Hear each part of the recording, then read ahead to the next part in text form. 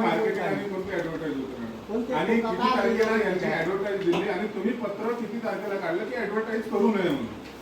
Advertise काढू नये म्हणून पत्र नाही काढलेलं. ऍडव्हर्टाइज अशी करायची नसते, ऑलरेडी नियमामध्ये आहे. मॅडम, अशा संस्थांनी विद्यार्थ्यांना कॉल केले, युजर आयडी मागतात, ठीक आहे, म्हणजे विद्यार्थ्यांचा पर्सनल डाटा आपल्या इथून जाते कसा मॅडम यांचा विद्यार्थ्यांचा? माझा हा पहिला प्रश्न आहे. सेकंडरी, तुम्ही माझ्यावर कारवाई केली मॅडम, काही प्रॉब्लेम नाही, ठीक आहे, काही प्रॉब्लेम नाही. पण तुम्हाला व्हिडिओ ऑडिओ क्लिप दिल्या, तुम्हाला सगळे पुरावे दिले, या मुलांपाशी व्हॉट्सअप मेसेजेस आहेत, विचारा सगळ्यांना आहे का नाही, किती लोकांना कॉल केले, आणि तुम्ही माझ्यावर 2 दिवसात कारवाई करताय, तर हे आर्टिकल 14चं उल्लंघन आहे भारतीय संविधानाच्या. तुम्ही बाकीच्या लोकांना 2 दिवसात करा ना, कमिशन येते का सांगा मग आम्हाला, तुझ्या याच्याकडून कारवाई नसेल करत तर.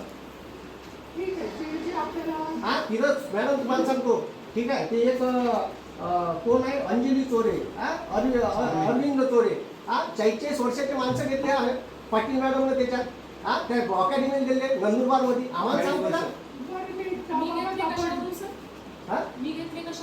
तुम्ही पहा तुमच्या याच्यात 40 एज आहे, 2 लेकरं आहे त्याला. तुम्ही जनरल सांगा ना, तुम्ही वैयक्तिक कशाला बोलताय? वैयक्तिक नाही इथं कारवाई होत नाही मॅडम. चंचल पाटील अशा सांगते तुमच्याबद्दल का तुम्ही ऍक्शन घेत नाही, तुम्ही सही करत नाही फाईलवर, आणि माझ्यावर कारवाई करते. एका दिवशी कारवाई झाली मॅडम.